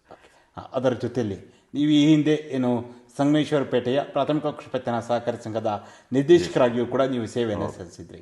ಅಲ್ಲಿ ನಿರ್ದೇಶಕರಾಗಿ ನಿಮ್ಮ ಒಂದು 5 ವರ್ಷಗಳ ಸೇವೆಯನ್ನು ಮೆಲುಕು ಹಾಕಿದ್ದಾರೆ, ಹೇಗನ್ಸುತ್ತೆ? ನಾವು ನಿರ್ದೇಶಕರಾದ ಸಮಯದಲ್ಲಿ ಬಹುಶಃ ಸಹಕಾರ ಸಂಘಗಳು ಮುಚ್ಚುವಂಥ ಸಂದರ್ಭದಲ್ಲಿ ಇದ್ದಂಥ ಸಂದರ್ಭದಲ್ಲಿ ನಾವೆಲ್ಲ ಡೈರೆಕ್ಟರ್ಗಳಾಗಿದ್ದು. ಆ ಸಂದರ್ಭ ರೈತರಿಗೆ ನಮ್ಮ ಕೈಲಿ ಎಷ್ಟಾಗುತ್ತೆ ಅಷ್ಟು ಸೇವೆಯನ್ನು ಕೊಟ್ಕೊಂಡು ಬಂದು ಒಂದು ಐದು ವರ್ಷ ನಾವು ತೃಪ್ತಿಕರವಾದ ಒಂದು ಸೇವೆಯನ್ನು ಮಾಡಿದ್ದೀವಿ. ಈ ಇತ್ತೀಚಿನ ದಿನಗಳಲ್ಲಿ ಬಹುಶಃ ಚಿಕ್ಕಮಗಳೂರು ಜಿಲ್ಲೆನಲ್ಲೇ 2ನೇ ಸ್ಥಾನದಲ್ಲಿ ನಮ್ಮ ಸಹಕಾರ ಸಂಘ ನಿಂತಿದೆ. ಒಂದು 100-125 ಕೋಟಿಗಳ ಒಂದು ಟರ್ನ್ ಓವರ್ ಮಾಡುವಂಥ ಒಂದು ಸಂಸ್ಥೆಯಾಗಿ ನಿಂತಿದೆ. ಖುಷಿ ಇದೆ, ನಮ್ಮೂರಲ್ಲೂ ಆ ಥರದ್ದೊಂದು ಸಹಕಾರ ಸಂಘ ಇದೆ ಅನ್ನೋದೆಲ್ಲ ನಮಗೆ ಖುಷಿ ಇದೆ ಸರ್. ನಂತರ ದಿನಗಳಲ್ಲಿ ವಾಪಸ್ ನೀವು ಸೊಸೈಟಿಗೆ ಹೋಗಬೇಕು ಅಂತ ಅನ್ಸಿಲ್ವಾ? ಇಲ್ಲ, ಒಂದು ಬಾರಿ ನಾವೆಲ್ಲ ಅವಿರೋಧವಾಗಿ ಸೊಸೈಟಿ ಒಳಗೆ ಹೋದರು. ತದನಂತರ ನಾವು ರಾಜಕೀಯ ಪಕ್ಷದಲ್ಲಿ ಗುರುತಿಸ್ಕೊಂಡು ಚುನಾವಣೆಗೆ ನಿಂತಾಗ ಆ ಬಾರಿ ನಮಗೆ ಹಿನ್ನಡೆ ಆಯಿತು. ತದನಂತರ ನಾವೇನಾದ್ರಲ್ಲಿ ಹೋಗಬೇಕು ಅಂತೇನು ಇದೆಲ್ಲ. ಈಗ ಒಳ್ಳೆ ಒಂದು ತಂಡ ಇದೆ, ಸೊಸೈಟಿನ ತುಂಬ ಚೆನ್ನಾಗಿ ನಡೆಸ್ಕೊಂಡು ಹೋಗ್ತಾ ಇದ್ದಾರೆ. ನೀವು ಕೂಡ ರಾಜಕೀಯವಾಗಿ BJPಯ ಕಾಂಡ್ಯ ಹೋಬಳಿಯ ಅಧ್ಯಕ್ಷರಾಗಿ ಕೂಡ ಪಕ್ಷ ಸಂಘಟನೆ ಸೇವೆಯನ್ನು ಸಲ್ಲಿಸಿದ್ರಿ. ಹೌದು, ನಾನು ಕಾಲೇಜು 1999ರಲ್ಲಿ ಕಾಲೇಜ್ ಬಿಟ್ಟು ಬಂದಾಗ ಜಿಲ್ಲೆನಲ್ಲಿ ಬಜರಂಗ ದಳದ ಹೋಬಳಿ ಸಂಚಾಲಕಾಗಿ ನಾನು ಗುರುತಿಸ್ಕೊಂಡಿದ್ದು. ಹೋರಾಟಗಳಲ್ಲಿ ಜೈಲು ಎಲ್ಲದೂ ನೋಡಿದ್ವಿ. ರಾಜಕೀಯದಲ್ಲಿ ಏನೇನು ನೋಡಬೇಕು, ಯಾಕೆಂದರೆ ಸುನೀಲ್ ಕುಮಾರ್ CTR ಜೊತೆಗೆ ನಾವೆಲ್ಲ ಬೆಳೆದು ಬಂದಂಥವ್ರು. ಆಮೇಲೆ ಸಂಘಟನೆಯನ್ನು ಬಿಟ್ಟು ನಾನು ಪಕ್ಷ ಕಡೆ ಬಂದೆ. ಹೋಬಳಿ ಅಧ್ಯಕ್ಷವಾಗಿ 3 ವರ್ಷ ನಾನು ಒಂದು ಟರ್ಮ್ನ ಅವಧಿಲಿದ್ದೆ. ಆ ಟರ್ಮ್ನಲ್ಲಿ ಎಲ್ಲ BJP ಸರ್ಕಾರಗಳೇ ಎಲ್ಲ ಇತ್ತು. ತದನಂತರದಲ್ಲಿ ನಾನು NR-ಪುರ ತಾಲೂಕಿನ ಖಜಾಂಚಿಯಾಗಿ ಕೂಡ ಒಂದು ಟರ್ಮ್ ಜವಾಬ್ದಾರಿ ನಾನು ಕೊಟ್ಟಿದ್ದು, ನಾನು ನಿಭಾಯಿಸಿದ್ದೆ. ಅದ ನಂತರ ಈ ರಾಜಕೀಯದ್ದು ಕಾಲಚಕ್ರದಲ್ಲಿ ಕೆಲವೊಂದು ಪಕ್ಷದೊಳಗಡಿನ ವೈಮನಸ್ಸಿನಿಂದ ನಾನು ಕಳೆದ ಬಾರಿ ಚುನಾವಣೆಯಲ್ಲಿ ನಾನು ಪಕ್ಷವನ್ನು ತ್ಯಜಿಸಿ ಕಾಂಗ್ರೆಸ್ಸಿಗೆ ಬೆಂಬಲವಾಗಿ ನಿಂತಿದ್ದೀನಿ. ಈ ಸದ್ಯದ ಮಟ್ಟಿಗೆ ಶಾಸಕರೊಟ್ಟಿಗೆ ಒಟ್ಟೆ ಸಂಬಂಧ ಇಟ್ಕೊಂಡು ನಾನು ಕಾಂಗ್ರೆಸ್ ಪಕ್ಷದಲ್ಲಿ ಗುರ್ಸ್ಕೊಂಡಿದ್ದೀನಿ ಅಷ್ಟೇ, ಸಕ್ರಿಯವಾದ ಕಾರ್ಯಕರ್ತ ಅಲ್ಲ. ಪುನಃ BJPಯ ಬರುವ ಸಾಧ್ಯತೆ ಏನಾದ್ರು ಇದೆಯಾ? ಅದು ಯಾವತ್ತಿದ್ರೂ ಮಾತೃಭೂಮಿ ನಾವು ಬಿಡ್ಲಿಕ್ಕೆ ಆಗಲ್ಲ. ಸೊ ಖಂಡಿತವಾಗೂ ಅದ್ರದ್ದು ಚಿಂತನೆ ಇದೆ. ಅದು ಯಾವಾಗ ಅದು ಕೂಡು ಬರುತ್ತೆ ಗೊತ್ತಿಲ್ಲ ನನಗೆ. ಖಂಡಿತವಾಗೂ ದೇಶಕ್ಕಾಗಿ ನಾವು ಮತ್ತೆ, ಯಾಕೆಂದ್ರೆ ನಾವೆಲ್ಲ ಜೈಲಿಗೆ ಹೋಗಿ ಬಂದು ಒಂದು ಸಂಘಟನೆಯಿಂದ ದತ್ತಪೀಠ ವಿಚಾರದಲ್ಲೆಲ್ಲ ಹೋಗಿ ಜೈಲಿಗೆಲ್ಲ ಹೋಗಿ ಬಂದ್ರೆ, ಯಾಕೆಂದ್ರೆ ಈ ಭಾಗದಲ್ಲಿ ಹೋದರೆ 10 ಜನ, ಅದರಲ್ಲಿ ಜಿಲ್ಲೆ ಒಳಗಡೆ ಮುಂಚೂಣಿನಲ್ಲಿ ಅರೆಸ್ಟ್ ಮಾಡಿದಲ್ಲಿ ನಾನು 3ನೇನು. CTR ಜೀವರಾಜ್ ಬಿಟ್ರೆ 3ನೇ ಹೆಸರು ನಂದೇ ಇದ್ದಿದ್ದು. ಆ ಥರ ಎಲ್ಲ ಹೋರಾಟ ಮಾಡಿ ಬಂದು ಯಾವುದೋ ವೈಮನಸ್ಸಿನಿಂದ ನಾವು ಹೊರಗೆ ಬಂದಿದ್ದೀವಿ. ಬಹುಶಃ ಅಂದ್ರೆ ಅಲ್ಲಿರುವಂತ ಕೆಲವು ವ್ಯಕ್ತಿಗಳ ಹೌದೌದು, ಖಂಡಿತ. ಅಲ್ಲಿನ ಸಿದ್ಧಾಂತಕ್ಕೆ ನೀವು ಈಗಲೂ ಬದ್ಧರಾಗಿದ್ದೀರಾ? ಸಿದ್ಧಾಂತ ಯಾವತ್ತು ನಾವು ಬದಲಾವಣೆ, ನಾವು ಇವತ್ತು ಕಟ್ಟ ಹಿಂದೂವಾದಿನೇ. ನಾವು ಅದರಲ್ಲಿ ಯಾವುದೇ ಕಾರಣಕ್ಕೂ ನಮ್ಮದ್ರ ಬದಲಾವಣೆ ಇಲ್ಲ. ವ್ಯಕ್ತಿಗಳಿಗೋಸ್ಕರ ನಾವು ಹೊರಗಡೆ ಇದ್ದೀವಿ. ಬಹುಶಃ ಬದಲಾವಣೆಗಳಾಗತ್ತೆ ಅಂತಂದ್ರೆ ಖಂಡಿತವಾಗ್ಲೂ ನಾವು ಮತ್ತೆ, ನಾನಂತಲ್ಲ, ನಂತರದವರು ಬಹುಶಃ ಕ್ಷೇತ್ರದಲ್ಲಿ ಒಂದು 300-400 ಜನ ಇದ್ದಾರೆ. ಕುಯ್ದ್ರೆ ರಕ್ತ ಹಂತ್ರೆ ಅದು BJP ಅಂತ ಹೇಳುತ್ತೆ. ಆ ಥರದವರು 200-300 ಜನ ಇದ್ದಾರೆ. ಕ್ಷೇತ್ರದಲ್ಲಿ ಬದಲಾವಣೆ ಆದರೆ ಖಂಡಿತವಾಗ್ಲೂ BJP ಗಟ್ಟಿಯಾಗಿ ನಿಲ್ಲುವಂಥ ಒಂದು ಸ್ಥಾನಕ್ಕೆ ಬಂದು ನಿಲ್ತದೆ. ಬಹುಶಃ ಜಿಲ್ಲೆ ಒಳಗಡೆ ಶೃಂಗೇರಿ BJP ಗಟ್ಟಿ ನಿಲ್ತದೆ. ಬಟ್ ವ್ಯಕ್ತಿಗಳ ಬದಲಾವಣೆ ಆಗಬೇಕು. ವ್ಯಕ್ತಿಗಳ ಬದಲಾವಣೆ ಆದರೆ ನೀವು ಕೂಡ ಪಕ್ಷಕ್ಕೆ ಖಂಡಿತ. ಅದೇ ರೀತಿಯಲ್ಲಿ ಸಾರ್ವಜನಿಕ ಜೀವನದಲ್ಲಿ ಕೂಡ ನೀವು ಗುರುತಿಸ್ಕೊಂಡಿರುವಂಥದ್ದು, ಒಂದು ಶಾಲೆ SDMC ಅಧ್ಯಕ್ಷರಾಗಿ ಕೂಡ ಸೇವೆಯನ್ನು ಸಲ್ಲಿಸಿದ್ರಿ. ಈ ರೀತಿ ಸಾರ್ವಜನಿಕ ಜೀವನದಲ್ಲಿ ಗುರುತಿಸ್ಕೊಂಡ ಸಂದರ್ಭದಲ್ಲಿ ಅಲ್ಲಿಂದ ಒಂದು ಕಾರ್ಯಚಟುವಟಿಕೆಗಳನ್ನ ಮೇಲಕ್ಕೆ ಹಾಕಿದ್ರೆ ಹೇಗೆ ಅನ್ಸುತ್ತೆ ಸರ್? ನಾವು ಯಾವುದೇ ಎಕ್ಸ್ಪೆಕ್ಟೇಷನ್ ಇಲ್ದಲೇ ನಾನು ರಾಜಕಾರಣ ಆಗಲಿ ಅಥವಾ ಸಂಘಟನೆಗಾಗಲಿ ಬಂದವರು. ನಾವು ಸಾರ್ವಜನಿಕರ ಏನಾದರೂ ಅವರಿಂದ ಎಕ್ಸ್ಪೆಕ್ಟ್ ಮಾಡಿ ನಾನು ಯಾವತ್ತೂ ಇಲ್ಲಿವರೆಗೂ ನಾನು ಮಾಡ್ಕೊಂಡು ಹೋಗಿಲ್ಲ. ಹಾಗಾಗಿ ನಾವು ಈ ಥರದ ಸಾರ್ವಜನಿಕ ಜೀವನ ಬಿಟ್ಟು ನಾವು ಧಾರ್ಮಿಕ ಅಭಿವೃದ್ಧಿ ಕಡೆಗೆ ಹೋಗಿರೋದು. ಯಾಕೆಂದರೆ ಇಲ್ಲಿ ವ್ಯವಸ್ಥೆಗಳು ಹಾಳಾಯಿತು. ಮುಂಚೆ ಸ್ಟಾರ್ಟಿಂಗಲ್ಲಿ BJPಲಿ ಇದ್ದಿದ್ದ ವ್ಯವಸ್ಥೆಗಳೇ ಬೇರೆ. ಬಟ್ ಅದು ಬರ್ತಾ ಏನಾಗುತ್ತೆ, ಪ್ರಾಮಾಣಿಕವಾಗಿ ಕೆಲಸ ಮಾಡಿದವರೆಲ್ಲ ಸೈಡಿಗಾದ್ರು. ಪಕ್ಷದಲ್ಲಿದ್ದಂಥ ಮೂಲ ಸಂಘಟನೆಯಿಂದ ಬಂದವರಿಗಿಂತ ಬಂದು ವ್ಯವಹಾರ ಮಾಡುವಂತವರಿಗೆ ಬೆಲೆ ಸಿಗ್ಲಿಕ್ಕೆ ಜಾಸ್ತಿ, ವ್ಯವಹಾರ ಮಾಡುವುದು ಹೊರಗಿನಿಂದ ಬಂದಂತವ್ರು. ಖಂಡಿತವಾಗಿ ಅದಕ್ಕೆ ನಮಗೆ ಅದು ನಾವು ಹಿಂದೆ ಸ್ಟಾರ್ಟಿಂಗ್ ಇದ್ದಿದ್ದರಿಂದ ಇಲ್ಲಿ ಗೊತ್ತಾಗ್ತದೆ. ವಿಪರ್ಯಾಸ ಅಂದ್ರೆ ಕಾಂಡಿ ಹೋಬಳಿನಲ್ಲಿ ಯಾರು ಹೋಬಳಿ ಅಧ್ಯಕ್ಷ ಆದ್ರು ಇಲ್ಲಿವರೆಗೆ, ಅಟ್ ಪ್ರೆಸೆಂಟ್ ಟುಡೇ ಯಾರು ಹೋಬಳಿ ಅಧ್ಯಕ್ಷ ಆದ್ರು, ಅವನು ಹೋಬಳಿ ಅಧ್ಯಕ್ಷ ಆಗಿ ಇಳಿದ ತಕ್ಷಣನೇ ಅವನು ಆಟೋಮೆಟಿಕ್ ಮನೆಗೆ ಹೋಗ್ತಾನೆ. ಇಲ್ಲಿವರೆಗೆ 5 ಜನ ಹೋಬಳಿ ಅಧ್ಯಕ್ಷರಾಗಿದ್ದೀವಿ, 5 ಜನನು ಮನೇಲಿದ್ದೀವಿ. ಅವ್ರು ಯಾರು ಮತ್ತೆ ವಾಪಸ್ ಸಂಘಟನೆಗೆ ಬಂದು ನಾನು BJP ಒಳಗಡೆ ಇದ್ದೀನಿ ಅನ್ನೋ ಪರಿಸ್ಥಿತಿಲಿ ಇಲ್ಲ. ಅದ್ ಕಾರಣ ಏನು ಅಂತ ಆದವ್ರನ್ನೇ ಕೇಳ್ತಾ ಹೋಗ್ಬೇಕು ಬಿಟ್ರೆ ಅವ್ರಿಗೆ ಆ ಥರ ಘಾಸಿ ಆಗಿದೆ. ನೀವು ಕೂಡ ನಾನು ನಿಮ್ಗೆ ಕೇಳ್ತೀನಿ, ನೀವು ಕೂಡ ಹೋಬಳಿ ಅಧ್ಯಕ್ಷ. ಖಂಡಿತ ಅಂದ್ರೆ ಯಾಕೆ ಆ ರೀತಿಯಾದ ಒಂದು ವಾತಾವರಣ ಸರ್? ಇಲ್ಲಿ ಒಂದೇನಾಗ್ತದೆ, ನೀನು ಜವಾಬ್ದಾರಿ ತಗೊಂಡಾಗ ಹೋಬಳಿ ಅಧ್ಯಕ್ಷ ಅಂದ್ರೆ ಅವ್ನು ಸಂಘಟನೆ ಮಾಡಬೇಕು, ಅವನು ವೋಟ್ ಹಾಕ್ಸ್ಬೇಕು, ಅವನು ಮೀಟಿಂಗ್ ಮಾಡಬೇಕು, ಇದಿಷ್ಟಕ್ಕೆ ಮಾತ್ರ ಅವನು ಬರ್ತಾನೆ. ಆದ್ರೆ ಇದನ್ನ ಮೀರಿ ಒಂದು ವರ್ಗ ವ್ಯವಹಾರ ಮಾಡ್ಲಿಕ್ಕೆ ಸ್ಟಾರ್ಟ್ ಮಾಡ್ತಾ ಇದೆ. ಕಾಂಟ್ರಾಕ್ಟರ್ಗಳೊಟ್ಟಿಗೆ ವ್ಯವಹಾರ, ಅಧಿಕಾರಿಗಳೊಟ್ಟಿಗೆ ವ್ಯವಹಾರ. ಅದನ್ನೇನು ಮಾಡ್ತೀವಿ ನಾವು ಈ ಸಂಘಟನೆ ಮಾಡೋ ಹೊತ್ತಿಗೆ ಒಂದಷ್ಟು ಸಂಘಟನೆ ಒಳಗಡೆ ಬರೋ ಅಂಥವ್ರು ಅದನ್ನು ವಿರೋಧ ಮಾಡ್ತಾರೆ. ಆ ವಿರೋಧ ಮಾಡಿದ್ನ ಹೋಬಳಿ ಅಧ್ಯಕ್ಷ ಅದನ್ನ ಪ್ರಶ್ನೆ ಮಾಡಬೇಕು. ಸೊ ಈ ಹೋಬಳಿ ಅಧ್ಯಕ್ಷ ಪ್ರಶ್ನೆ ಮಾಡಿದ ತಕ್ಷಣ ಈ ವ್ಯವಹಾರ ಮಾಡೋರು ನಾಯಕರುಗಳೊಟ್ಟಿಗೆ ಚೆನ್ನಾಗಿರ್ತಾರೆ. ಆಟೋಮೆಟಿಕ್ ನಾವು ಪ್ರಶ್ನೆ ಮಾಡಿದ ತಕ್ಷಣ ನಾಯಕರು ನಮ್ಮನ್ನು ಬೈಯಕ್ಕೆ ಸ್ಟಾರ್ಟ್ ಮಾಡ್ತಾರೆ. ಈಗ ವ್ಯವಹಾರ ಮಾಡೋರು ನಾಯಕರೊಟ್ಟಿಗೆ ತುಂಬಾ ಚೆನ್ನಾಗಿರ್ತಾರೆ. ಅವ್ರ ಸಂಬಂಧ ಚೆನ್ನಾಗಿದ್ದಾಗ ನಾವು ಏನ್ ಹೇಳಿದ್ರು ಅದು ಅವ್ರಿಗೆ ತಪ್ಪಾಗಿ ಕಾಣುತ್ತೆ. ವ್ಯವಹಾರ ಮಾಡುವವರಿಂದ ಸಂಘಟನೆ ಮಾಡುವವರಿಗೆ ಖಂಡಿತ ಸರ್. ನಾನು ನೀವು ಇದರಲ್ಲಿ ಇರೋದ್ರಿಂದ ಪತ್ರಿಕೋದ್ಯಮದಲ್ಲಿ ನಿಮಗೆಲ್ಲ ಚೆನ್ನಾಗಿ ಗೊತ್ತಿರ್ತದೆ. ಇಡೀ ಯಾವುದೇ ಪಕ್ಷ ಆಗಲಿ, ಇವತ್ತು ಬಿಜೆಪಿ ಇರ್ಬೋದು, ನಾಳೆ ಕಾಂಗ್ರೆಸ್ ಇರ್ಬೋದು, ನಾಳೆ JDS ಇರ್ಬೋದು, ಯಾವತ್ತು ಒಂದು ಪಕ್ಷ ನೆಲಮಟ್ಟಿಂದ ಹೇಳ್ತದೆ ಅವತ್ತದು ಪ್ರಾಮಾಣಿಕವಾಗಿ ಎದ್ದ ಮೇಲೆ ಬರ್ತದೆ.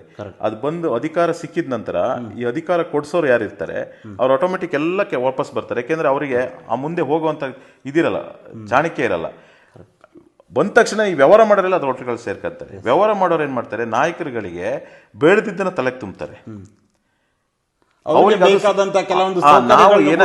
ಹೌದು, ನಾವೇನಾಗ್ತದೆ, ನಾವು ಸತ್ಯ ಹೇಳಿದಾಗ ಸತ್ಯ ಯಾವತ್ತು ಕೈ, ಅವ್ರಿಗೆ ಏನತ್ತೆ ನಮ್ಮ ವಿರುದ್ಧ ಮಾತಾಡ್ತಾನೆ ಅನ್ನೋದು ಅವ್ರ ನಮ್ಮ ನಾಯಕರುಗಳಿಗೆ ಅನ್ಸುತ್ತೆ.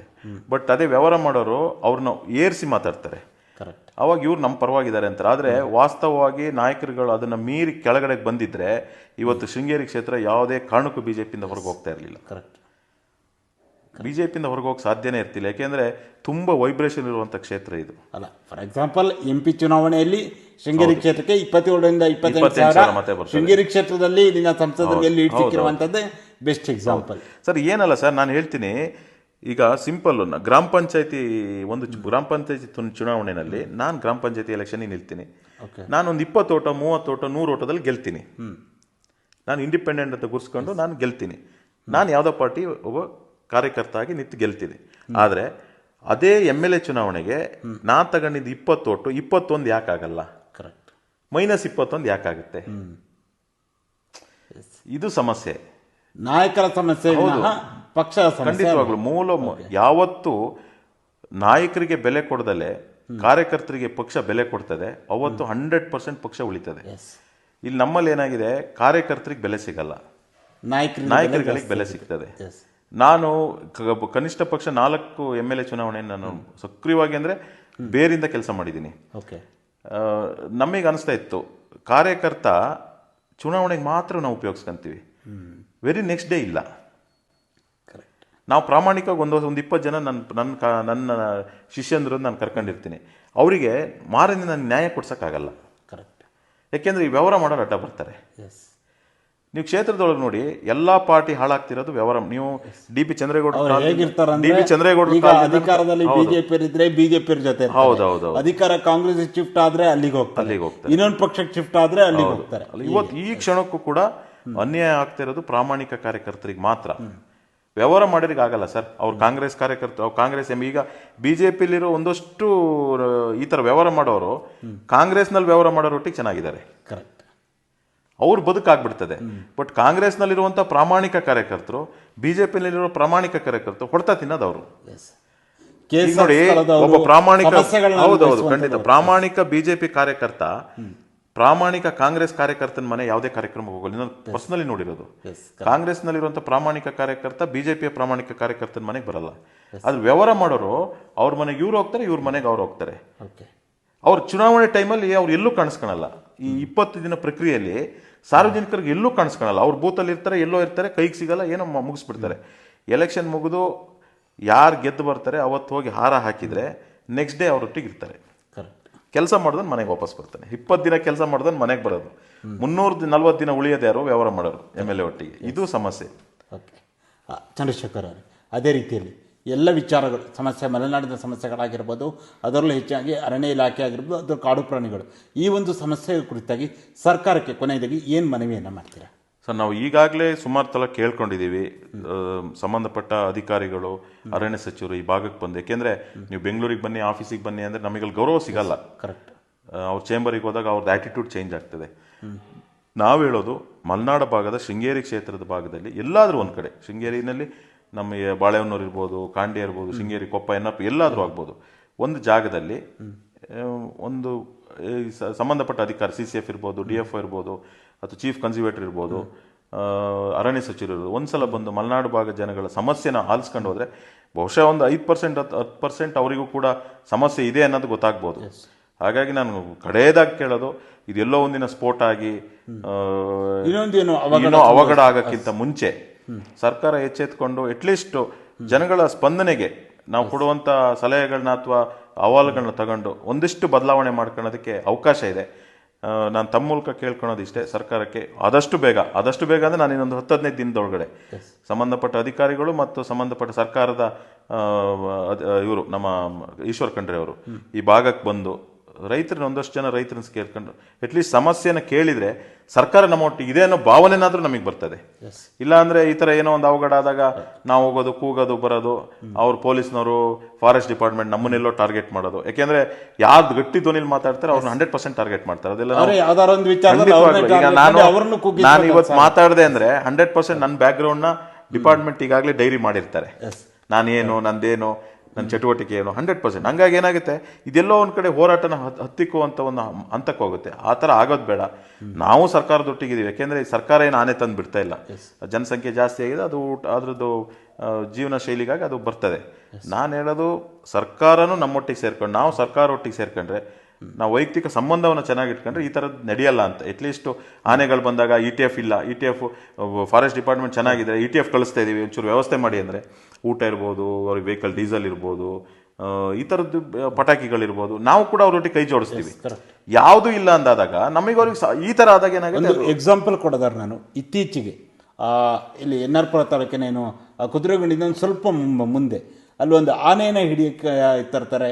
ಒಂದು ಆನೆಯನ್ನು ಹಿಡಿತಾರೆ, ಬೇರೆ ಕಡೆ ಒಂದು ಬಾರಿ ಉಪಟಾರ ನಡೀತದೆ, ಒಂದು ಪುಂಡಾನೆಯನ್ನು ಹಿಡಿತಾರೆ. ಸೆರೆ ಹಿಡಿದ ಸಂದರ್ಭದಲ್ಲಿ ಅಲ್ಲಿ ಬಂದಂಥ ಸಿಬ್ಬಂದಿಗಳಿಗೆ, ಆನೆ ಮಾವುತರಾಗಿರ್ಬೋದು, ಕಾವಡಿಗರನ್ನು, ಅರಣ್ಯ ಇಲಾಖೆಯಲ್ಲಿ ಬಂದು ಸ್ಥಳೀಯರಿಗೆಲ್ಲರೂ ಕೂಡ 400-500 ಜನಕ್ಕೆ ಆ ಊರಿನ ಗ್ರಾಮಸ್ಥರು ಒಟ್ಟಾಗಿ ಸೇರಿ 2 ದಿನಗಳ ಊಟ ವ್ಯವಸ್ಥೆನ ಮಾಡ್ತಾರೆ. ಬೇರೆ ಬೇರೆ ವ್ಯವಸ್ಥೆಗಳನ್ನ ಕೂಡ ಮಾಡ್ತಾರೆ. ಆದ್ರೂ ಅರಣ್ಯ ಇಲಾಖೆ ಆಗಿರ್ಬೋದು, ಸರ್ಕಾರಕ್ಕೆ ಜನರು ಕೂಡ ಅಷ್ಟೇ ರೀತಿ ಉತ್ತಮ ರೀತಿಯ ಸ್ಪಂದನೆಯನ್ನು ನೀಡ್ತಾರೆ. ಆದ್ರೆ ಆ ಕಡೆಯಿಂದ ಬರ್ತಿರುವಂತಹ ಸ್ಪಂದನೆ ಅಷ್ಟು ಬರ್ತಾ ಇಲ್ಲ. ನಾವು ಅದನ್ನೇ ಹೇಳೋದು, ನಾವು ಯಾವತ್ತು ಸರ್ಕಾರ, ಅದು ವಿಶೇಷವಾಗಿ ಅರಣ್ಯ ಇಲಾಖೆ ಇದೆಯಲ್ಲ, ಅದು ನಮ್ಮ ಸಾರ್ವಜನಿಕರವಾಗಿ ಎಷ್ಟು ಕ್ಲೋಸ್ ಇರ್ತಾರೆ ಅಷ್ಟು ಅರಣ್ಯ ರಕ್ಷಣೆ ಮಾಡ್ಕೊಳ್ಳೋಕೆ ಅನುಕೂಲ. ಈಗ ಅದು ಬಿಟ್ಟು ನಮ್ಮಲ್ಲಿ ಕಂದಕ ಶುರುವಾದ್ರೆ ಎಲ್ಲರ ಮನಸ್ಥಿತಿ ಒಂದೇ ಇರಲ್ಲ. ಈಗ ನಾನು ಸಾರ್ವಜನಿಕ ಬಂದು ನನ್ನ ಆಕ್ರೋಶನ ಹೇಳ್ಕೊಬಹುದು, ಅಥವಾ ಅಧಿಕಾರಿಗಳಿಗೆ ಹೆದರಿಸುವಂತ ತಾಕತ್ ನನ್ನ ಹತ್ರ ಧೈರ್ಯ ಇದೆ, ನಾನು ಅಧಿಕಾರಿಗಳನ್ನ ಎದುರಿಸ್ತೀನಿ. ಆದ್ರೆ ಮಾನಸಿಕವಾಗಿ ಕುಗ್ಗೋದಂತ ವ್ಯಕ್ತಿ ಎಲ್ಲೋ ಕಾಡಿಗೆ ಮಧ್ಯೆ ಹೋಗೊಂದು ಬೆಂಕಿ ಕೊಟ್ಟ ಅಂತ ತಿಳ್ಕೊಳ್ಳಿ, ಯಾರು ಅಂತ ಕಂಡುಹಿಡಿಲಿಕ್ಕಾಗಲ್ಲ. ಇಡೀ ಕಾಡೇ ಹೊತ್ತೋಗುತ್ತೆ. ನಾವು ಅದಕ್ಕೆ ಹೇಳೋದೇನೆಂದ್ರೆ, ಸಾರ್ವಜನಿಕವಾಗಿ ನೇರವಾಗಿ ಬಂದು ಕೇಳ್ಬೋದು. ಈಗ ಆನೆ ಬಂತು, ಬನ್ನಿ ಎಲ್ಲ ಒಟ್ಟು ಸೇರೋಣ, ಹೋಗೋಣ, ಒಂದು ಇದು ಮಾಡೋಣ ಅಂದರೆ ಸಾರ್ವಜನಿಕರು ನಾವು ಒಟ್ಟಿಗೆ ಹೋಗ್ತೀವಿ. ಯಾಕೆ ನಮ್ಮದು ಬದುಕಿನ ಪ್ರಶ್ನೆ. ಈಗ ETF ಬಂದರೆ ಒಂಚೂರು ಅದಕ್ಕೆ ಏನು ಸಹಕಾರ ಮಾಡಬೇಕು ಅಂತ ಕೇಳಿದೆ. ಅಧಿಕಾರಿಗಳು ಅಧಿಕಾರದ ದರ್ಪವನ್ನು ಬಿಟ್ಟು ಸಾರ್ವಜನಿಕವಾಗಿ ನಾನು ಸಾರ್ವಜನಿಕರ ಜೊತೆಗಿರ್ತೀನಿ ಅಂತ ಬಂದರೆ 100% ಮಲೆನಾಡಿನ ಜನಗಳು ಆ ಥರ ಆತಿಥ್ಯ ಕೊಡೋದ್ರಲ್ಲಿ ಯಾರು ಹಿಂದೆ ಸರಿಯಲ್ಲ. 100% ಇದರಲ್ಲಿ ಆಗುತ್ತೆ. ನಾನು ಅದನ್ನೇ ವಿಶೇಷವಾಗಿ ನಾನು ಸರ್ಕಾರನ ಮುಖ್ಯಮಂತ್ರಿಗಳನ್ನು ನೇರವಾಗಿ ನಾನು ಕೇಳ್ಕೊಳ್ಳೋದು, ದಯವಿಟ್ಟು ಇದಕ್ಕೊಂದು ಮಲೆನಾಡು ಭಾಗಕ್ಕೆ ನೆಮ್ಮದಿಯಾಗಿ ಬದುಕುವಂಥ ಒಂದು ಅವಕಾಶ ಮಾಡಿಕೊಡ್ಬೇಕು ಅಂತ ತಮ್ಮ ಮೂಲಕ ಕೇಳ್ಕೊಡ್ತೀನಿ. ಓಕೆ, ಚಂದ್ರಶೇಖರ್ ಅವರೇ, ಇದುವರೆಗೂ ಈ ಒಂದು ಸಂದರ್ಶನ ಭಾಗವಹಿಸಿ ಯಾವ ರೀತಿಯಲ್ಲಿ ಈ ಒಂದು ಮಲೆನಾಡು ಭಾಗದಲ್ಲಿ ಆನೆ ದಾಳಿ ಆಗ್ತಾ ಇದೆ, ಬಾಳೆಹೊನ್ನೂರು ಹಾಗೂ ಕಾಂಡೆ ಭಾಗದ ಬೆಳೆಗಾರರಾಗಿರ್ಬೋದು, ಇಲ್ಲಿರುವಂಥ ಕೂಲಿ ಕಾರ್ಮಿಕರು ಯಾವ ರೀತಿಯಾದ ಸಮಸ್ಯೆಯನ್ನು ಅನುಭವಿಸ್ತಾ ಇದ್ದಾರೆ, ಸರ್ಕಾರಗಳು ಏನು ಕ್ರಮವನ್ನು ಕೈಗೊಳ್ಳಬೇಕು, ಆನೆ ದಾಳಿಯ ಉಪಟಳವನ್ನು ತಡೆಯಲು ಏನು ಶಾಶ್ವತ ಪರಿಹಾರ, ಹಾಗೆಯೇ ನೀವು ರಾಜಕೀಯವಾಗಿ ಬೆಳೆದು ಬಂದ ಹಾದಿಯಾಗಿರ್ಬೋದು, ನಿಮ್ಮ ಹೋರಾಟಗಳು, ನೀವು ಮೊದಲ ಬಾರಿ ಡೈರೆಕ್ಟರ್ ಆದ ವಿಚಾರ, ಹಾಗೆಯೇ ಮಾರ್ಕಂಡೇಶ್ವರ ದೇವಸ್ಥಾನದ ಸೇವಾ ಸಮಿತಿಯಲ್ಲಿ ಏನು ಸದಸ್ಯರಾಗಿ, ಜೀರ್ಣೋದ್ಧಾರ ಸದಸ್ಯರಾಗಿ ನೀವು ಯಾವ ರೀತಿಯಾಗಿ ಸೇವೆಯನ್ನು ಸಲ್ಲಿಸ್ತಾ ಇದ್ದೀರಾ, ಎಲ್ಲ ವಿಚಾರಗಳ ಕುರಿತಾಗಿ ಸುದೀರ್ಘವಾದ ಚರ್ಚೆಯಲ್ಲಿ ಭಾಗವಹಿಸಿದ್ದಕ್ಕಾಗಿ ನಮ್ಮ ಸೇರಿ ಸಮಾಚಾರ ತಂಡದ ವತಿಯಿಂದ ನಿಮಗೆ ಹೃತ್ಪೂರ್ವಕ ಧನ್ಯವಾದಗಳು. Thank you sir. ನೋಡಿದ್ರಲ್ಲ ವೀಕ್ಷಕರೇ, ಇದು ಮಾರ್ಕಂಡೇಶ್ವರ ದೇವಸ್ಥಾನ ಏನು ಜೀರ್ಣೋದ್ಧಾರ ಸಮಿತಿಯ ಸದಸ್ಯರು, ಹಾಗೆಯೇ ಪ್ರಾಥಮಿಕ ಕೃಷಿ ಪತ್ತಿನ ಸಹಕಾರ ಸಂಘ ಸಂಗಮೇಶ್ವರಪೇಟೆಯ ಮಾಜಿ ನಿರ್ದೇಶಕರು, ಹಾಗೆ BJP ಮಾಜಿ ಹೋಬಳಿ ಅಧ್ಯಕ್ಷರಾಗಿ ಜೊತೆಗೆ ಕೃಷಿಕರು ಆಗಿರುವಂತಹ ಶ್ರೀಯುತ ಚಂದ್ರಶೇಖರ್ ಅವರ ಜೊತೆಗಿನ ವಿಶೇಷ ಸಂದರ್ಶನ. ಮುಂದಿನ ವಾರ ಇನ್ನೊಬ್ಬ ವಿಶೇಷ ಅತಿಥಿಯ ಜೊತೆ ನಿಮ್ಮ ಮುಂದೆ ಬರ್ತೇನೆ. ನಮಸ್ಕಾರ.